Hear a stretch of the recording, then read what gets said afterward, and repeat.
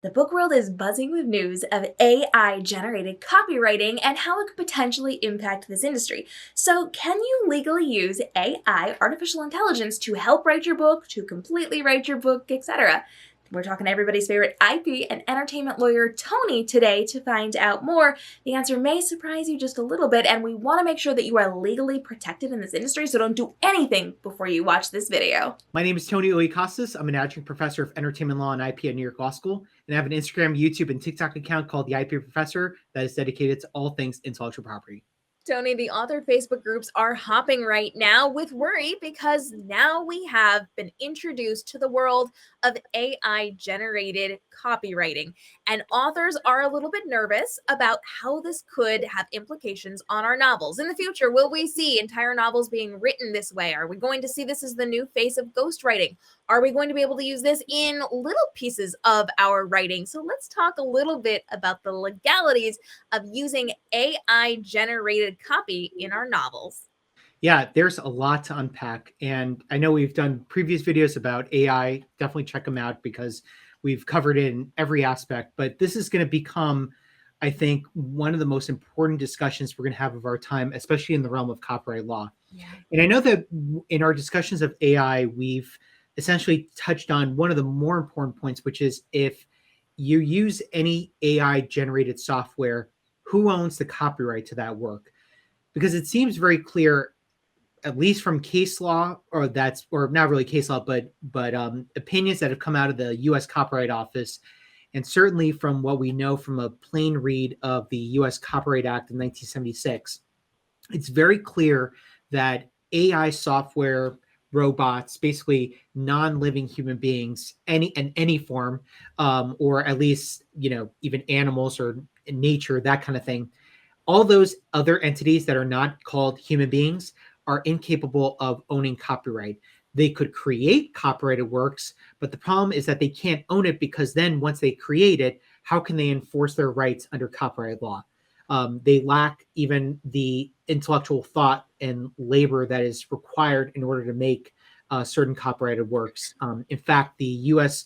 Copyright Office Compendium makes it clear that there's been case law on this where the whole that humans are only capable of getting copyright protection because that's the only exercise of the fruits of intellectual labor at play. So if they have an idea in their head, they can take that idea and conceptualize that in the form of a book, music, artwork, sculptures, film, television shows, even choreography. So that's something that a monkey can't do. So Naruto the monkey, who took that infamous selfie photo, yes, it's creative. Certainly it's something original, but that selfie is not enough for him to get copyright protection because at the end of the day, it was a haphazard incident. It was an accident that happened, and it just happened to be so that he was smiling, and it was really a perfect photo. It was chance more likely than not that happened. So there's that aspect of copyright. So now not only can AI not own copyright and they can't enforce those copyrights, but now the question becomes where they're getting their sources from, or how are they even capable of making this material. So I'm thinking of even a platform like ChatGPT where like it's just a think box where the developers put in a ton of information into it, but it can regurgitate that information in some form that sounds good, but it had to pull from somewhere, right? So that's where the software developers probably fed it information that it sourced from the internet. And I want to stress this one very, very specifically because, again, AI certainly has incredible capabilities, and I think it could really revolutionize for the better a lot of things in our society. But we can enter really dangerous territory with something like this because now this opens up the door to plagiarism, copyright infringement, so many other offenses because of a lack of regulation. And we're seeing that really play out now. Very recently, Getty Images just filed a lawsuit against an AI software developer in the High Court of Justice in London in the UK over copyright infringement because it had solid evidence of this AI software creating AI generated artwork that was sourced from images that were from Getty. And how did it know? The Getty watermark is quite visible, and anybody that's used Getty knows that they have that very distinct kind of like 50% opacity type of watermark that stems out from the right side of the image, and it says Getty Images along with the photographer right underneath. And it was there, plain and simple. That watermark is so distinct. Almost you could say that if I didn't even look at it, I would know that that's a Getty image right then and there. Yeah. And that photo, those types of photos were being churned out by this AI software company, I think called Stability AI, and they have good reason to pursue a copyright infringement claim. They're not organic. This software is not organically creating works of authorship. They're just pulling things from the internet and just reworking it. And now the question is it going to satisfy fair use? Likely not. It's really not. There's nothing transformative enough, at least in my eyes, that qualifies as, criticism, commentary, news reporting, teaching, scholarship, or research. You've done nothing to change it in such a significant way that it has new expression, meaning, or message. You have used 100% of the photo. You didn't even change, you didn't even use a portion of it whatsoever. And this could cause market harm because, again, you're sourcing it from a photo that a photographer took. Photographers, like musicians, like authors, get royalties off of every sale of their photo. Now that author or that photographer is not going to get any royalty whatsoever. Right. Now this snowballs into a massive, massive mess. And I think that's the problem with AI, generally speaking. So in the same vein, if you have AI software that is writing chapters for a novel, what's to say that AI software isn't pulling, like a format from a J.K. Rowling book, or pulling a format from, a Walter Isaacson book, or from any other author that exists out there, even especially independent authors. This could become a really, really problematic issue. Mm-hmm. And I hate to say it, this is going to serve as more of even a headache for the smaller type of authors, because at least for bigger authors, they have the support of a massive publisher behind them to help them with IP enforcement. But think of the low-level people that are self-publishing, just trying to get their feet wet. Now IP enforcement becomes such a legal headache that they have to expend resources to hire a lawyer, to hire other people to help them get this stuff down, send DMCA takedown notices. It's not easy. It's not like a snap of a finger you can get this done. So unfortunately, this is just the start, but really, really, we're seeing a lot of grave and incredible developments happening before our eyes. And this could severely change the landscape and even our bearing and understanding of how AI will work. And certainly this happened sooner than we expected. So I think at the same time, there's pressure now on people, especially in Capitol Hill, to really change the way the Copyright Act is written to specifically address this matter, because until then, it's just going to be the wild, wild west, and it's not going to stop anytime soon. So with that in mind, do you feel like it's wise for authors to abstain from using this with their marketing materials, with their novel writing, just to make sure that if something comes up, they're not going to have to deal with those repercussions? Or is this something where if they do it right now, they're going to be able to slide under the radar when something changes?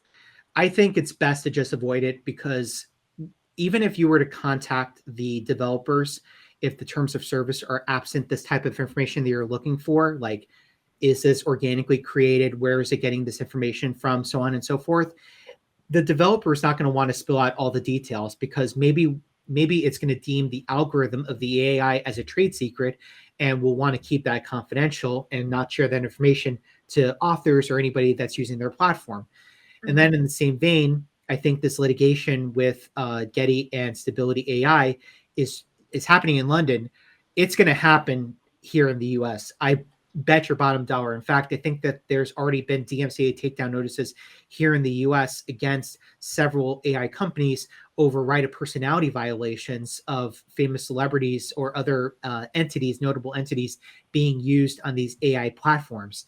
So this is going to become a very, very harrowing tale for AI developers.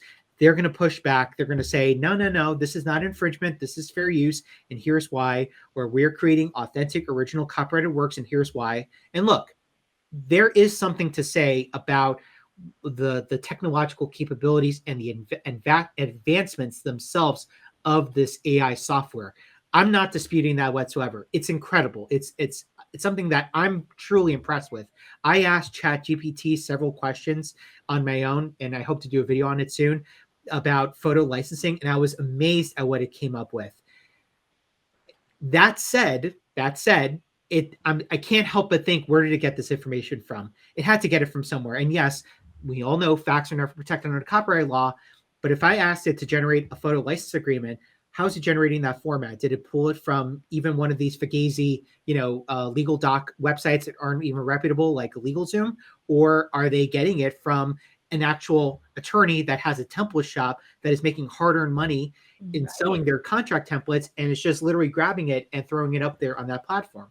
So again, certainly the accessibility and the advancements that AI technology has is impressive, but as an author, don't jump on this ship so quickly just because you want to say, oh, I was one of the first to take advantage of this technology, because it could bite you in the rear end and it could become a big legal headache. And then at that point, you're going to be accused of copyright infringement. And then you ask yourself, well, am I indemnified from the AI developer or am I not? And then now it becomes a big spiral of issues at that point. And on the other hand, authors are going to be worried about what happens if their book is being sourced by some of these different sites and different apps to use to create this content.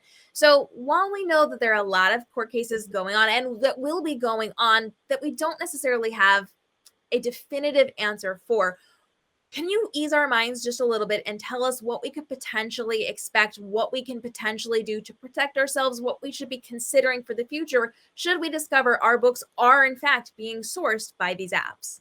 So I think the first step is, if you notice any consistency between what was created by AI and what you created authentically, I think the first step is to contact a lawyer to ask for their advice of a game plan. They're going to give you a good strategy. And especially if you go to a good ethical lawyer, they're going to be very honest and give you a strategy that's going to work. So that may require figuring out, how do you issue a takedown notice? Who do you need to issue DMCA takedown notices to?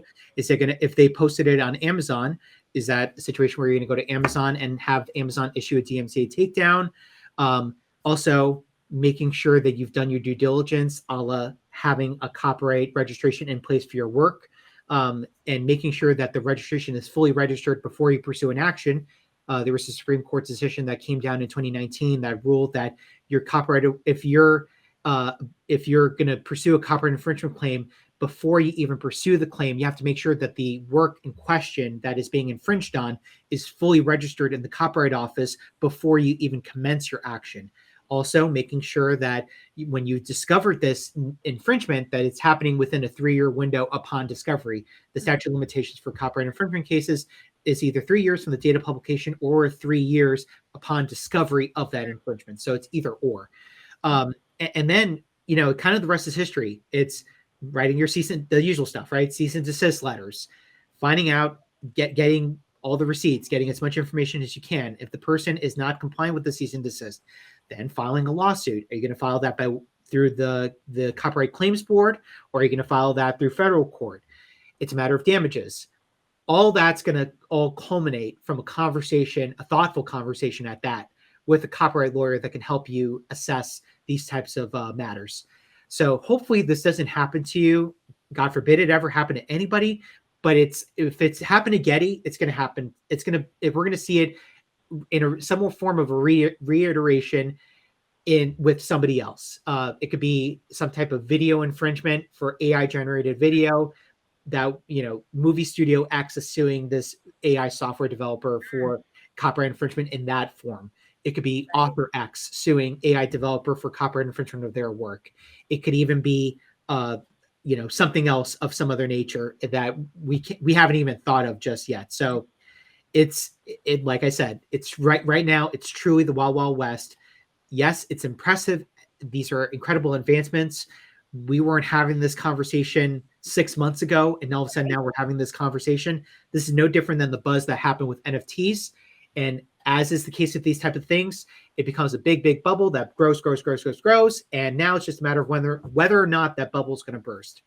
And I hate to say it, but the way we're seeing the track with AI right now, it's going to burst, and maybe it may grow again. But at that point, once the bubble grows, it's probably not going to burst, because maybe there will be regulations in place and there'll actually be law and order in some capacity with regulation of those AI software developers. And because this is an ever-changing concept and a conversation that is happening right now in the moment, we want to make sure that we are keeping you up to date on this. So as we continue to film episodes, we want you to make sure you subscribe, hit that notification bell so that you do not miss out on this. And for breaking news on all of this, Tony has been fantastic about letting us know what's happening as it's happening on his social platforms. So Tony, where can everybody find you for breaking news? You can find me on Instagram, YouTube, and TikTok at the IP Professor. If you're loving the conversation on AI-generated content and its impact in the publishing industry, follow along. We have other episodes with Tony breaking down whether or not you can be using this for things like book covers, etc. And we're bringing you even more episodes in the future. So if you've got questions on this topic, drop it down below. And we're dropping daily videos to help you level up in the writing and reading world to make sure that you are more profitable in your bookish endeavors this year. We'll see you in the next episode.